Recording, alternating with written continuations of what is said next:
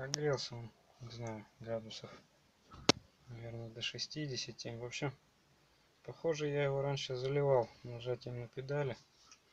Но сейчас вот пробую, заводится, в принципе, если ничего не нажимать. Сейчас вот он горячий.